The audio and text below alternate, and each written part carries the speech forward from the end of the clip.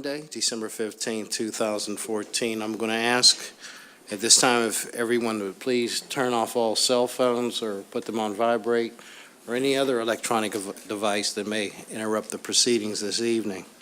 Will everyone please stand for the Pledge of Allegiance? This public hearing is required by the Charter School Law in order to receive public comment regarding the application. The charter school's designated spokesperson will be given 7 minutes to present testimony. All other individuals testifying for this charter school will be given 3 minutes. As your time begins to wind down, there will be a flashing light on the microphone, which basically indicates that you have approximately 30 seconds to conclude your testimony. This evening's special public hearing will be moderated by Erica Jones. In order to better accommodate all speakers and their needs, please note that the speaker's podium is located at the center doors. The microphone at the podium is very strong and can pick up anything that's close to receiving it, so there won't be any need to bend over or stretch or be uncomfortable while you're speaking. Just elevate the microphone and have it pointed toward your mouth.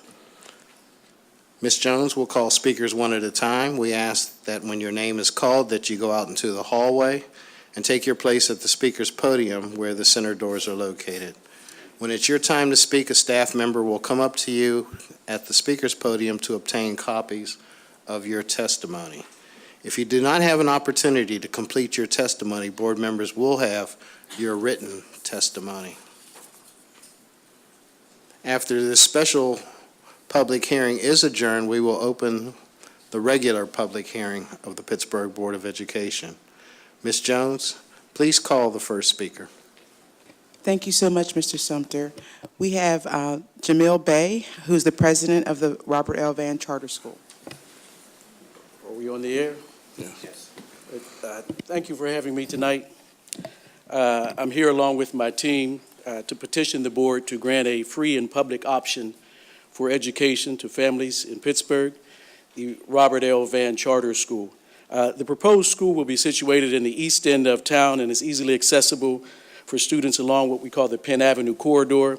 Of course, it will be open and attractive to students from across the county. My motivation to open this school comes from my background as a parent, as a researcher, as a consultant, as a community organizer, and as a lifelong resident of the city of Pittsburgh. I began kindergarten at Belts Hoover Elementary School in the early 70s. Louis Vinson was the principal then.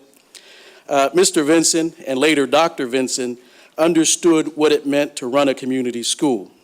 He refused to allow his teachers to shortchange the kids. He held teachers, students, and parents accountable. The school was engaged in the community, and the community was engaged in the school. Then, in the 80s, Pittsburgh hit some rough times. The demographics of deindustrialization changed the politics and economics of public education. When I became a parent, my wife, who's also an educator, and I agreed our son would not attend Belts Hoover School. It was not the same place. Now, we were fortunate. Many parents are not. We got him into Phillips Elementary School. Dr. Rudiak was the principal there. He thrived there. He's now at Alderdice. He's a senior. He's graduating. He's already been accepted at several universities, and he has options for where he's going. 2 years ago, we took another child into our home. Our options in Belts Hoover are Grandview or Arlington Elementary School. Would any of you choose to send your child to Grandview Elementary School or Arlington? It was never an option for us. We applied and she was accepted in the Manchester Academic Charter School. She's in the first grade now and she's thriving there. We had a free and public option and we took advantage of it. This summer, I was working with a lot of kids in the Hilltop. I worked with an organization that was doing some consulting for a group called Voices Against Violence. And I was working with a group that there were some teenagers and early 20s who had no options. Most of them were selling drugs, and youth places started a program where they were trying to offer these guys some opportunities to work, to sort of teach them a work ethic. I had a few conversations with the kids and tried to just see where we were, where are we going, what can we do to help. This Saturday morning, I was out at 3 phone calls. People called me. What's going on? Who's this? Who was killed down there by your house? I was like, I didn't hear anything about it. So there was a kid who was killed a block away from my house, 22-year-old, one of the kids who was in this program this summer. This kid had 22 years old, he had no direction, he had no options, he had pretty much opted out or was forced out of Pittsburgh's economy because of the circumstances. It wasn't just the schools, but the schools have a part in this. It wasn't just his family has a part in this. Now, when you talk to these young people, they talk about this trap. It's not a metaphorical trap, it's a real trap. They recognize their unpreparedness for the demands of adulthood. And we as a society, as I said, we've not prepared these young people. They recognize that they're barely prepared to accept full-time employment at wages that are so low that they barely cost the cover of transportation to work and lunch. They began in underfunded and under-resourced schools that expected very little and demanded very little from them. And every day they began with the same pledge that we began with, liberty and justice for all. I don't believe it. I doubt that you do. You know that's not true. But they recognize that young black men are the primary commodity in this flourishing predatory criminal justice industrial complex. They're ill-prepared from this transition from high school. They lack the foundation for a successful transition to adulthood. They see themselves as trapped in this unending cycle of despair. Our kids are leaving school unmotivated to embrace challenges. More of our boys drop out of school than do graduate. Of those who do graduate, many function on a middle school reading and math level. Our girls fare only slightly better.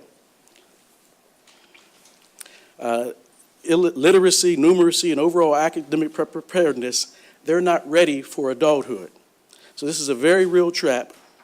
Academically, socially, emotionally, we're not ready in kids for adulthood. But I'm here. I'm here because I'm excited about the opportunity that we have to do something great for Pittsburgh's children. We met in this building earlier this year. Around the same time last year, we had a hearing similar to this. We met earlier this year with a subcommittee of the board, and we sort of fleshed out our curriculum. We met, we talked about what we wanted to do, what our charter was about. And the board told us that we weren't quite ready. And so they gave us some suggestions for improving our application, so we took it back to our team of professionals here. And they told us that our curriculum that we had wasn't specific enough or demanding enough. So we brought our whole curriculum. You all have a copy of that. Everything that's in here, it's aligned to the state standards. It exceeds the state standards in many areas and is available for all of our children. We intend to implement a micro-society learning environment which takes advantages of experiential learning that occurs when students are able to apply lessons immediately to their personal experiences. I was given some instructions about once it starts flashing. Okay, we're good.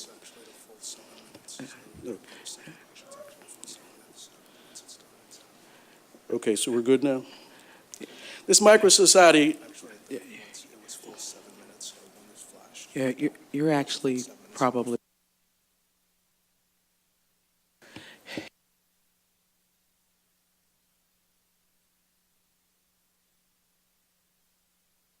You probably have about, Dave, are you going to set that for 30?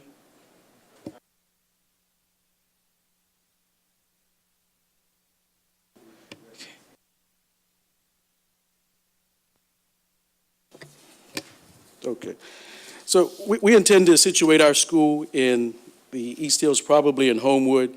Right now, the parents there, their options are Faison Elementary School. Faison had 767 kids last year. Of those 767 kids, 529 of them were not reading at a proficient level. 514 of them were failing in math. 529 of the 767 kids were failing in reading and writing. Is it fair to ask those parents, to deny those parents an option to choose for their children where they should go? Would you choose to send your kid to a school where there's a less than a 30% chance of them succeeding? So I'm asking you to offer this choice, make this choice available to the parents of Homewood. Thank you so much. We have your testimony and your binder. Thank you so much. We appreciate it. Our first speaker for this evening school will be Paula Davis, followed by Pamela Harbin. Good evening. My name is Paula Davis with the Robert L. Vann Charter. The proposed facility plan is being circulated for your review. The proposed site that we have in mind for the school is 7100 Hamilton Avenue, the former Homewood Elementary School. The building is 33,000 feet on 3 floors. It has been fully renovated and it is ADA accessible. The building has an elevator, a sprinkler system, and 2 means of egress. The mechanical system is in good working order with sufficient air and temperature consistency throughout the building. The electrical capacity is sufficient to provide power to key circuits in the event of a power outage. The water and sewer systems are sufficient to support expansion of the facility if deemed necessary. A Phase 1 environmental study has been conducted and no major environmental issues were found. The property includes a play area and parking. It sits on major bus routes and is easily accessible by all East End neighborhoods. And if you're familiar with the area at all, you know it's across the street from the Homewood Library, which would be a tremendous resource for the school. The building is currently for sale. It would be purchased by a private investor who would in turn lease the building to the Robert L. Vann Charter School, pending approval of the charter. The developer of the company would be the Tusk Development Company, and Tusk has already developed several properties for charter schools, 2 Propels and 1 for the Frick Environmental Charter. So it's a company that is very well versed with the process of developing and preparing buildings for schools to take occupancy. In all 3 cases of their prior buildings, those buildings have then in turn been sold to the charter schools. So they don't intend to be forever landlords of those properties. Andy Scher and James Genstein are the principals in the Tusk Development Company. They have a track record, again, with developing properties for schools. The building, we plan to have a full-time custodian supported by a part-time custodian and other service providers as needed. Goals and action plans for facilities will be factored in with the standard operation of the school. We've got a budget in mind for maintenance of the property and also for supporting the staff. We will obtain a copy of a valid certificate of occupancy before the opening of the charter school. The community will be informed of any construction or other issues through presentations at the parent organizations and also key civic meetings. And we will document compliance with all building codes and the ADA, including the fire alarm and fire suppression systems. Thank you very much. Thank you. Ms. Harbin, Pam Harbin. Good evening, Board. My name is Randall Taylor, citizen. I first wanted to recognize Sarah Martin. I thought she'd be here this evening. The founding mother of this dream we have that we're going to make a reality. And it was her who originally had the belief that we could do this as African American people and that our children can learn. And I want to recognize Sarah Martin. I wanted to direct a comment also to our newer board members as we have addressed many of the issues from the last application that the district cited. Governance, curriculum, and facility, those have been addressed. But we also believe there'll be different things that'll come forward because we have been engaged for 6 years in this fight. In the games and the foolishness and all you have to do is go to YouTube and see, type in WTAE, Hazelwood Charter School, and you'll see the first example of the kind of things we've gone through with this district. But this has to happen, this must happen, Because Wilkinsburg, again, this school can also bring in children from Wilkinsburg, because the school of Wilkinsburg and Faison Elementary School is not a school any of you would send your children to. A lot of you don't remember that this year is the 10-year anniversary of Faison. And again, one of the proudest things I have in public life was to be a part of spearheading the effort to have Faison being built. And the most embarrassing part for me is to advise parents not to send your child to that school. Right now, there is no new program or initiative for Faison. And that's why we need this school, because we intend to do something different. We intend to bring in retired African-American educators who have time and experience, who want to roll up their sleeves and to do something for our children. We have educators like Tony Kendrick and Henry Stevens and Vera Garman and Sam Howard. Maybe even people like Lou Vincent and Dr. Herman Reed may even come and join us.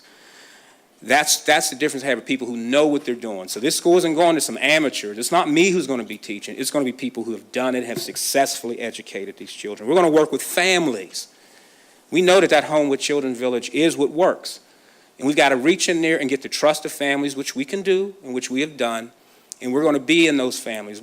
If a child's not coming to school, hasn't learned his colors and learned everything, we're going to make sure they know. If their heat is turned off, they need a job, we're going to make families a part of the education process, because that's what has to happen in communities such as Homewood.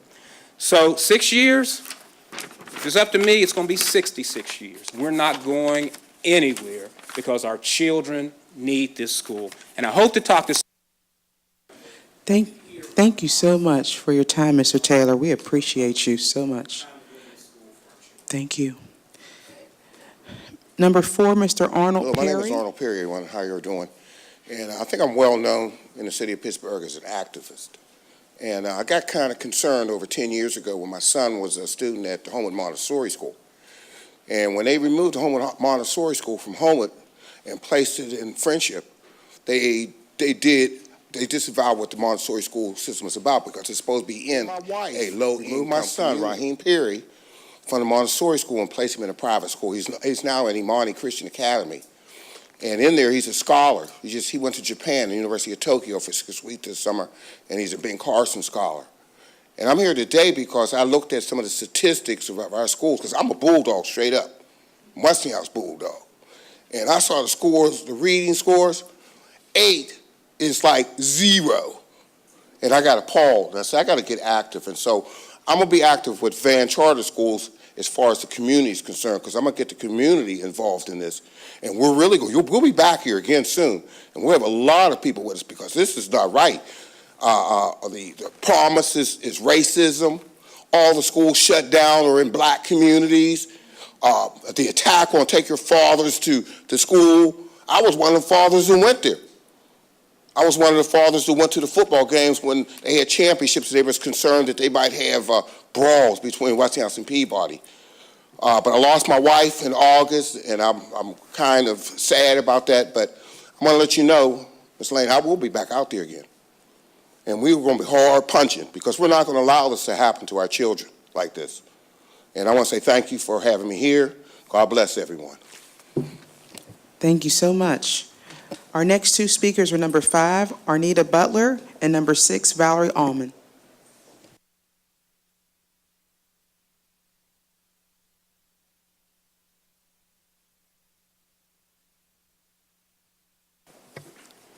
Good evening. I'm here to support the Robert L. Van Charter School, and I will now define the micro-society. The micro-society is an innovative design where children create a microcosm of the real world inside the school. Each student has a role in running that world as legislators, peer mediators, business owners, bankers, attorneys, community leaders, floating teachers, and many other occupations. All students earn wages in the school's microbanks and pay taxes, tuition, and rent. Classroom connections are made throughout the city. The student day consists of time in the classroom and time when students apply that curriculum in real-world activities. The micro-society model is based on 2 basic assumptions about learning. The first is that real sustained learning takes place when students are intrinsically engaged and motivated, usually in ways that are relevant to their lives, and experience successes in the process. The second is that children learn best by playing, working, doing, and reflecting. In a microsociety program, teachers, students, parents, business partners, and community members collaborate to create a functioning society within the school and integrate that experience into the traditional curriculum. Children learn to run businesses, apply technology, develop government and social agencies, and create cultural and arts organizations. The concept of the micro-society program was developed in 1997 by Dr. George Richmond. He discovered that even the toughest children became motivated to learn when given the opportunity to create businesses and governments, borrow, lend, and spend resources, create expectations and roles of behavior, resolve conflicts, and manage their interactions. It also became apparent that motivated students improved their attendance, grades, test scores, and behavior. At the micro-society learning environment model spread throughout the country. It began to receive recognition and support from various constituents in the educational community. For instance, the Northwest Regional Educational Laboratory approved the program for the inclusion in the catalog of the school reform models. The micro-society program has been cited by the U.S. Department of Education for its impressive results in serving children whose high poverty, racial or ethnic background, handicap, or English language deficiency place them. Is that the end? Okay, place them at a distinct disadvantage for being successful in our society. In conclusion, micro-societies' cooperative, rigorous, esteem-building programs have the power to address many of the problems that plague American classrooms today.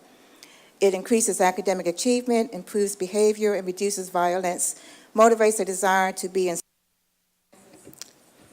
Thank you so much. We have your testimony. Thank you. We will read it.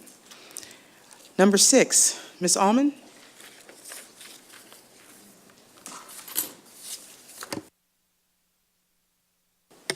Hi, Valerie Allman, Pittsburgh parent. Over the last couple of years, I've become aware of the difficulties that we faced as a district, and I found facts about charter schools that have troubled me. I found that there was at least 12 charter schools in the city of Pittsburgh, and more were looking to build or grow. I found that the district was in a grave financial state. I found that our own community suffered from a lack of faith in the public school district. How is allowing another charter to go into the city of Pittsburgh help that? How does that help us at all? What is best for PPS and what is going to benefit every kid in the city of Pittsburgh? Sustainable community schools help to provide accountability and equity to our kids and our communities regardless of skin color, economic status, or their zip code. These charter schools do not accurately reflect our city or help us to bring equity to it. Furthermore, as a taxpayer in the city of Pittsburgh, I'm very concerned about the fact that charter school officials have defrauded at least $30 million intended for Pennsylvania school children since 1997, but virtually all of the state's charter schools are financially sound. We already are lacking the proper amount of comprehensive reviews that we need to ensure these schools are operating correctly. Why would we continually add more? It doesn't make any sense. Last December, the state of the district reflected our 4 main recommendations. By continuing to allow charter schools build and grow in our district, we are sabotaging all of them. The 2 that impacts the most are our fiscal responsibility and partnering with the community. We want to improve fiscal responsibility, but we're allowing charters to build schools in our communities. Then we wonder why our schools have drops in enrollment. In 2012, the state of the district highlighted the number of kids we were losing to charter schools. Those numbers were growing then. Are they still growing now? How many kids have we lost at charter schools since 2012? If there's a problem at Arlington or Faison, let's fix it. Let's work with the community to find a way to make school work for the community. Why would we abandon the students at those neighborhoods that would still go to Arlington or Faison? Why simply decrease enrollment so the cost per student in these neighborhood schools will only increase? We want to partner with the community to find a way, but we close schools and allow charter schools to build within our communities.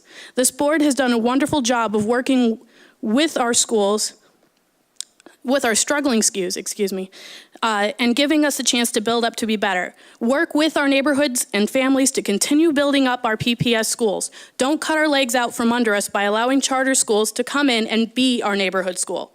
Please continue to partner with our communities to build reliable, sustainable, innovative education for all of our kids. Let's fix Arlington and these other schools that aren't good enough so that everybody has a chance. Thank you. Thank you so much. Mr. Sumter, this concludes the testimony for the special public hearing. 2014. As mentioned earlier, but for those who did not hear, I want to clarify the process for speaking at public hearings. Each speaker will be given 3 minutes to speak. As your time begins to wind down, you'll see a flashing red light on the microphone, which indicates that you have approximately 30 seconds to conclude your testimony. Speakers who arrive late to the public hearing will be given the opportunity to present their testimony after all speaker names have been announced. This evening's public hearing will be moderated by Erica Jones.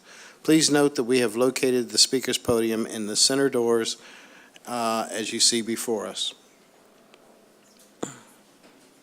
Ms. Jones will call speakers one at a time, and we ask that when your name is called that you go out into the hallway and take your place at the speaker's podium where the center doors are located.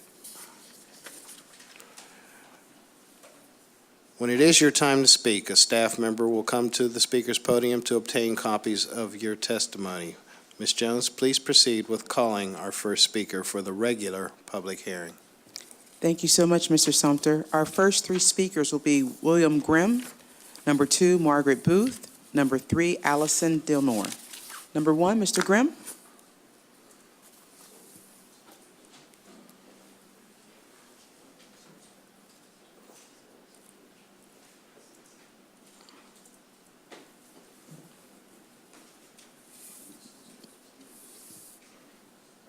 Yes. So, hi, my name is William Grimm, and I'm a current senior at Pittsburgh Kappa 6-12, where I study visual arts. Tonight, I am joined with my colleague, Margaret Booth, who is a fellow president with me of Kappa's chapter of the National Arts Honor Society, also known as NAHS. NAHS is a nationally recognized organization that strives to engage the community with arts-related activities. Okay. Recent budget cuts have had a profound impact on not only the district, but our school, especially Kappa. The visual artists lost their sculpture class, the instrumentalists their private lessons. It has hit all of us really hard. In an effort to combat this, NAHS is in the process of collecting statements from every Kappa student on why they believe that the arts are important in our schools. These are from students of every grade, gender, race, and background. They are the voices of the ones most affected but least heard. Tonight, I'm going to read a few of them that I've selected. Statement 1. Art is empowering. It gives an outlet for emotions to youth struggling to figure them out. The arts allow a freedom no other discipline can offer. Without art, I would be nowhere, and everyone deserves the right to be somewhere. From an 11th grader. Statement 2. Cutting money towards the arts is like cutting out a child's personality. Students aren't at school just to do math, science, English, or social studies. We are here to learn about the world and how to interact with it. 9th grade. Statement 3. We need to keep the arts in schools because nothing has taught me more about myself, what I believe, and how I connect with the world around me than the arts. From a 12th grader. Statement 4. I believe that art should be kept and funded in schools because of the expressive value and apparent lack of freedom in school otherwise. Arts give people a sense of belonging and keep many people level-headed. Art means everything to us, and we thrive off of its cultural value. From an 11th grader. Statement 5. When we think of nuclear fission and sending men to orbiting celestial bodies, paint, brushes, and piano keys don't come to mind. However, sometimes what matters is what we don't see. Art has had an underlying current propelling academia. Leonardo da Vinci's sketches of the human body led to research into anatomy. Philosophy and film inspired rockets to the moon. Why should we keep the arts? We should keep the arts because they provide direction to the forces of math and science. Statement number 7. Why is this even a question? From a 12th grader. The few I have read represent nothing compared to the thousands that are affected. They are real responses from real students who know how much the arts matter. And while we understand that cuts must be made sometimes, we're just asking that the next time the budget is slashed, you remember the students and why the arts are important to them. Thank you. Thank you. Number 2, Margaret Booth.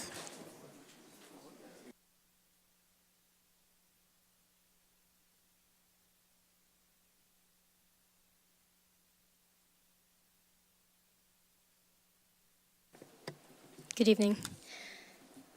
Shakespeare gave me the words in 4th grade when I participated in the Shakespeare Scene and Monologue contest with my elementary school. Frida Kahlo gave me the strength in 9th grade when I admired her paintings as well as her story. The arts in general have given me the voice I have today. My name's Margaret Booth, and I'm a senior attending Kappa 6 through 12, where I study visual arts. I've been in the Pittsburgh Public Schools since kindergarten, but if I were to pick one aspect of my whole entire schooling that has influenced me the most, I would pick the exposure I've had to the arts. I would pick the exposure I've had to the arts, whether it was drawing on construction paper, acting in a play, or playing a screechy version of Jingle Bells on the school-provided violin. But during my time at Kappa, I've met hundreds of students with similar stories about how the arts have opened opportunities and possibilities in their lives.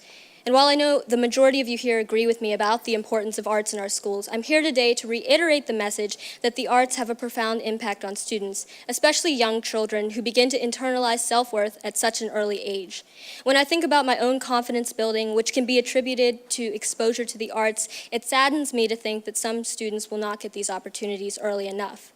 As Colfax cuts middle-level choral programs and Linden is unable to offer instrumental programs until 5th grade, I see systematic potential barriers for students from lower-income homes, minority students, and students with disabilities from entering schools such as Kappa.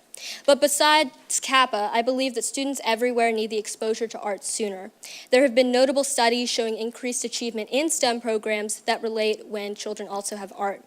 And this is because the confidence that art offers is invaluable, and art isn't right or wrong, but it trickles down this confidence in life to do anything. As budgets are planned, I would like to ask you to keep in mind the imaginative quality of youth in mind, because arts give students like me a voice louder than their own. Give them an instrument or a marker or music, and they will give you a masterful new idea that could change the world. The arts unlock creative thinking, new approaches to problem solving, something quite different from STEM programs, and is something our future desperately needs. Thank you. Thank you so much for coming out today. Speaker number 3.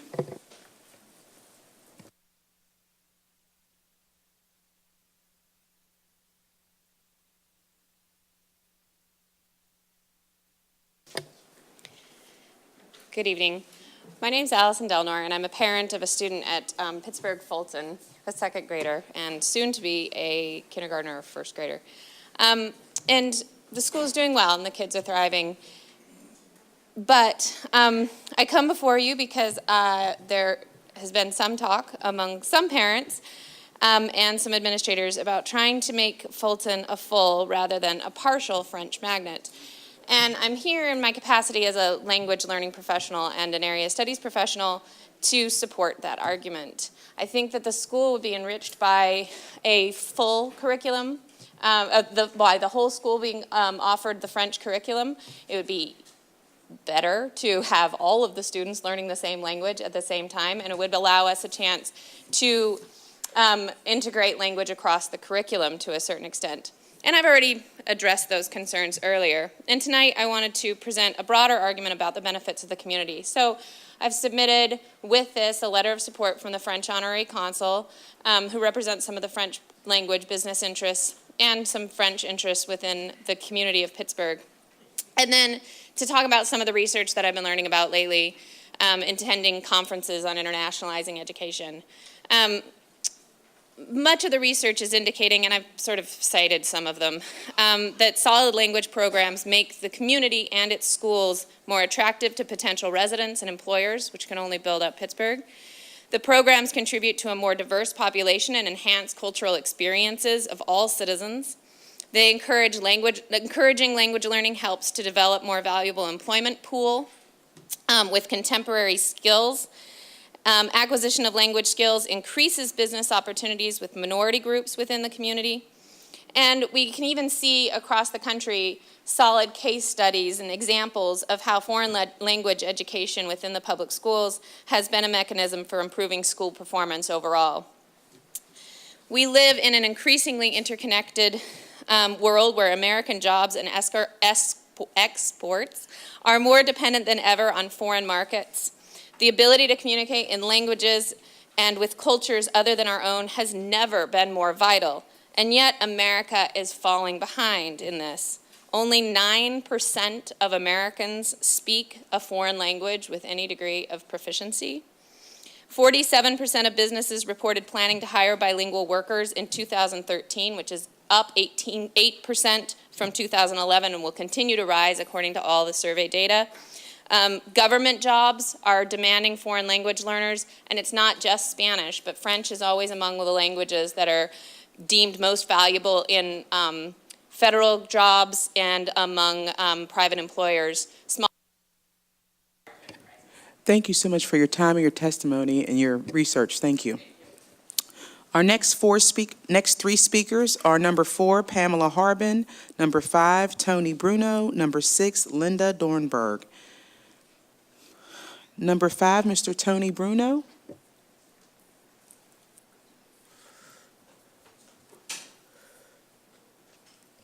Number 6, Linda Dornberg.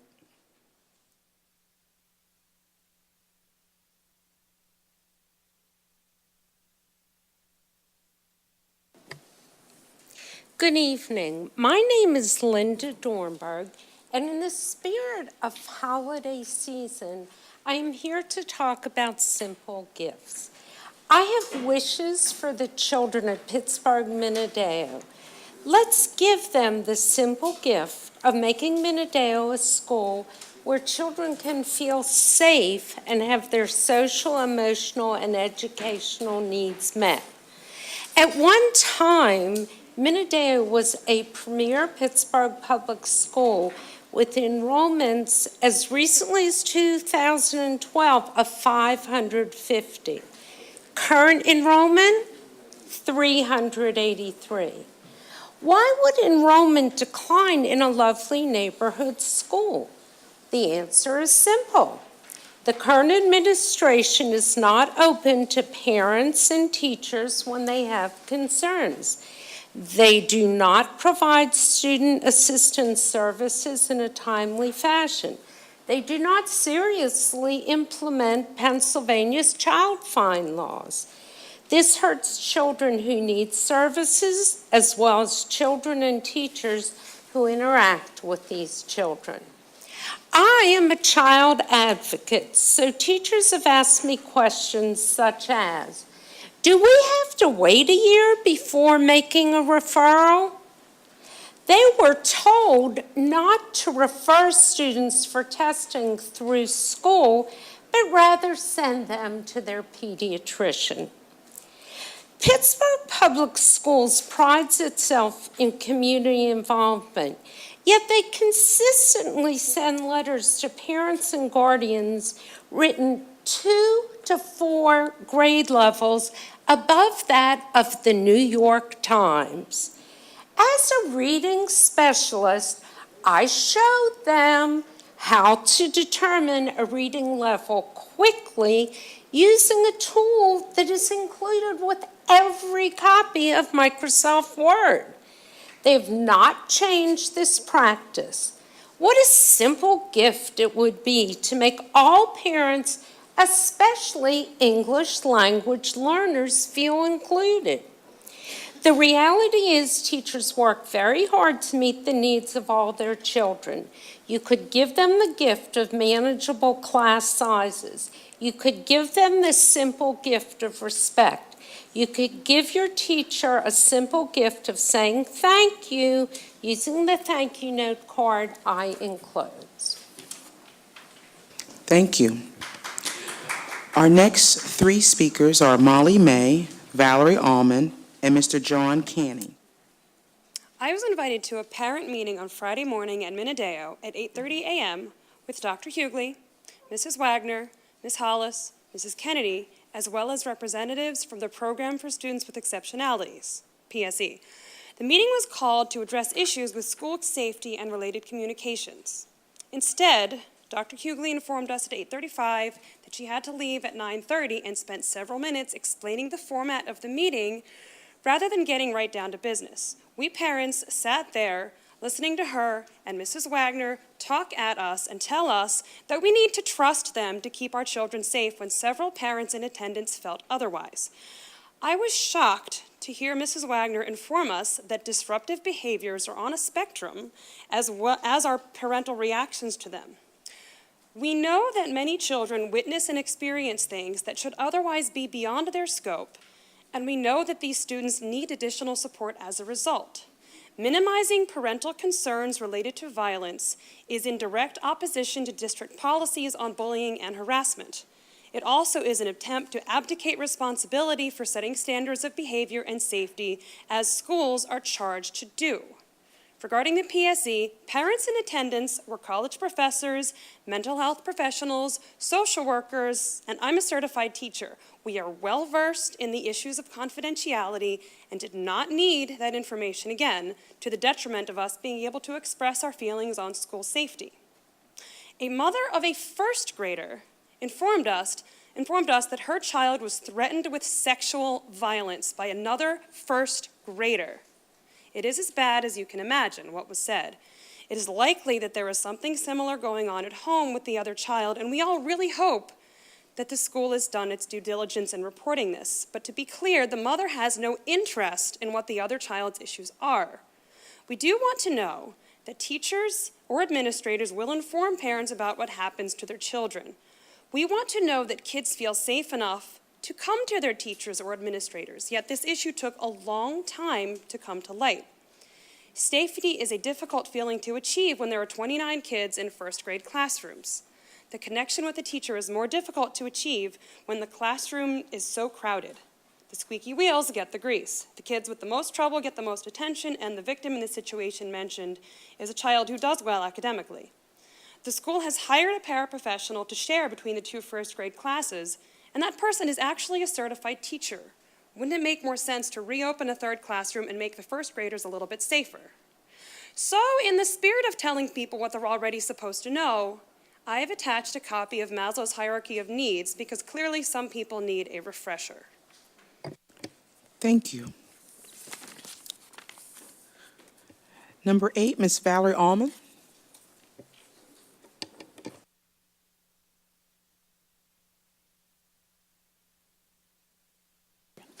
He wanted to say something just very quick in my time. Go ahead. Thanks for letting Wolfswire be a steam magnet, and also, can you guys try to squeeze it in a little faster? Y'all good? Because I'm waiting a really long time. Are y'all done? Okay. That was my son, Matthew. He's a third grader there at Wool Slater. He's not going to be able to get the STEAM programming because of the way it's lining up. The third grade, fourth grade, and fifth grade classes won't get STEAM, so he just wanted to suggest that it speeds up a little faster. First, I just wanted to say thank you. I caught a couple of you after the last board hearing, and I thanked you personally for pushing this through. I really, truly appreciate it. A lot of the parents appreciate the fact that you guys took the time to do this, and it really shows us a lot of your commitment and that you're willing to work with us. So thank you all. I appreciate it. Second, I just wanted to We want to help say, you. please. We want to be able to work with you on not only just Wool Slater, because this is a district-wide thing now. This K through 12 pathway is incredibly exciting. Even though Matthew may not get into the STEAM program with Wool Slater, he has 6 through 8 to look forward to, which happens to be right down the street from my house, so thank you. No, but we've been working on this for a year. We've made a lot of connections, a lot of networking. If there is anything that we can do, parents, administration, anybody, this community, we've worked on this project for a year now. Please let us help. We can help the entire pathway. The other thing I just wanted to touch base on is I wanted to know if there's any truth to applications still being accepted for Wool Slater, even though it's past the deadline. I don't know. That's rumors that we're hearing. I wanted to know because if Wool Slater is able to accept more applications, or if these other schools that are going to be STEAM because of the late entry, It's just a rumor, but I was hoping maybe you guys could clarify it and at least give us a blast and let us know what's going on. Also, just wanted to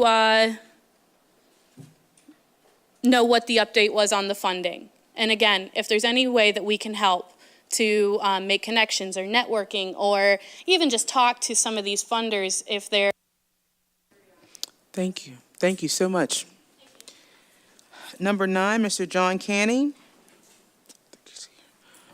Our next 3 speakers will be number 10, Mr. Richard Swartz, number 11, Angel Gober, and number 12, Kathleen Newman.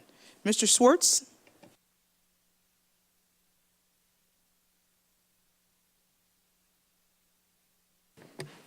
Good evening.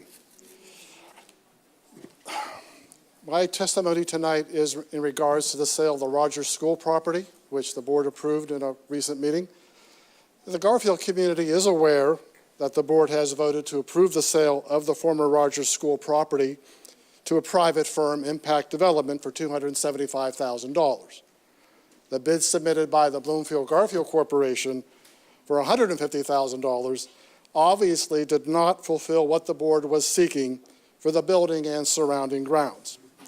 Our intent was to convert the building to below-market rate apartments with the potential to incorporate other neighborhood-serving uses into the site. As we conveyed in a recent letter to the school district's solicitor, Ira Weiss, this comes as a keen but not altogether surprising disappointment.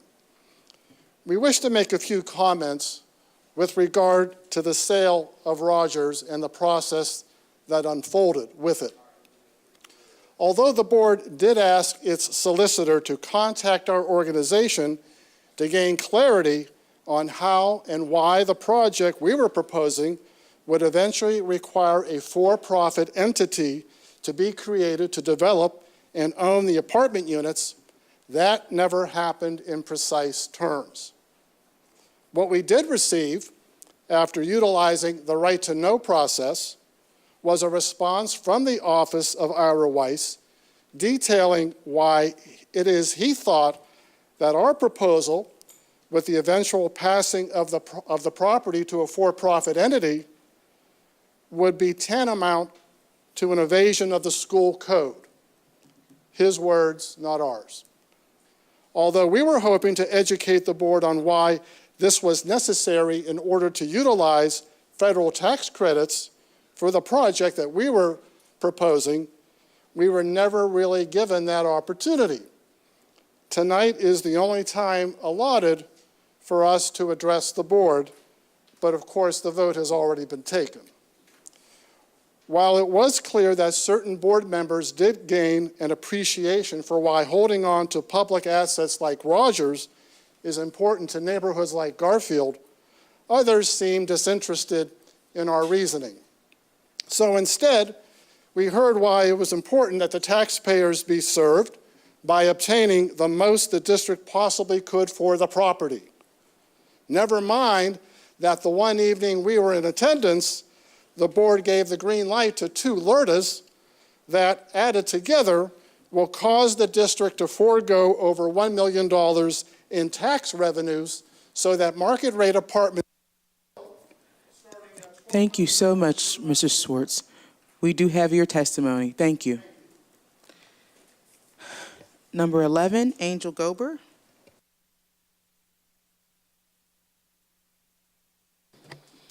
Hello, everybody. My name is Angel Gober, and I am a parent of a student at Barack Obama Academy. I'm just really tall.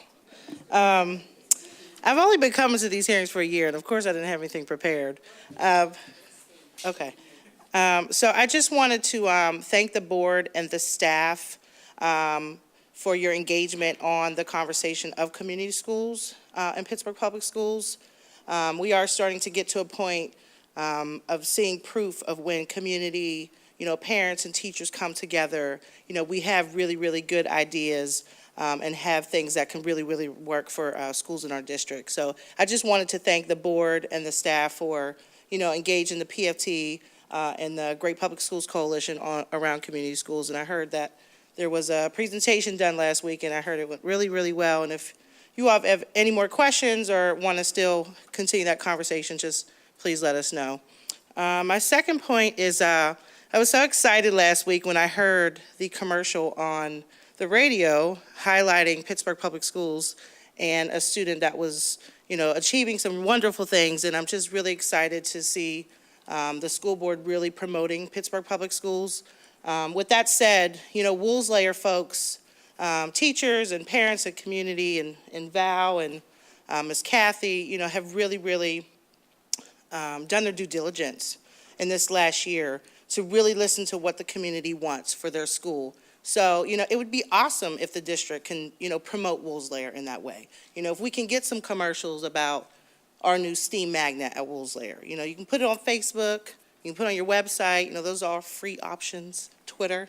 So, so it would just be awesome if, the district can give some support in that area, because I know there were some deadlines and the magnet application process was over on Friday, but the rest of the community doesn't know that, Woolslayer still, we only had 15 kids enrolled, and we have space, I think, for 75, if I'm not mistaken. So it'd be wonderful if the district can support those efforts and, that work that has been done around Woolslayer for the last year. So that's pretty much all I had. So just thanks so much, and you all have a good evening. Thank you. Our next speaker is number 12, Ms. Newman.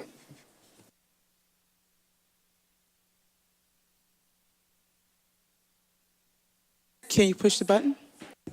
I'm speaking tonight as a parent of 2 children at Pittsburgh Linden and as a leader of the parent group Yinzercation and the larger coalition Great Public Schools. It's the holiday season and it's my birthday tomorrow. So I'm making a list of what I want for my children and all the children in our district. And I was hoping that maybe you could help me get some of the things on this list. What I want for my kids is all the things that the wealthiest families in the area have access to in their schools. Gorgeous libraries with a librarian on staff every day, a nurse in the school every day, a rich, diverse curriculum with a broad array of subjects, including history, social studies, language, art, music, and band. The only school where my son can keep studying German right now, leaving Linden in 5th grade, is Pittsburgh Obama. I want so much more for my child and for all the children. I also want less testing. There's so much anxiety and fear right now about the keystones and the likelihood that hundreds more of our PPS students, teachers, and schools will be defined as failures as students fail these tests. I also want community schools for our children. Community schools are schools with resources defined by and provided to a particular school community. At Linden, a school that serves 16 zip codes, it would mean addressing the food insecurity that affects at least 20% of our students. Right now, there's a parent-led effort that sends home food in the backpacks every Friday of more than 40 students at Linden because of the hunger needs we perceive there. Community schools would be grassroots, ground-up efforts both to establish and maintain. What I ask tonight of the district and the board is for you to craft a vision of what our children deserve and help us find the resources to make that vision a reality. I don't want the vision for our children to be defined by what we do not have. Instead, would you please join me in listening to what kids, parents, and teachers want for our children and help us to find the resources to make it so. Thank you and happy holidays. Thank you so much. There's 3 speakers who are not present. Number 4, Pamela Harbin. Number 5, Tony Bruno. And number 9, John Canny. Mr. Sumter, that concludes the testimony for this evening.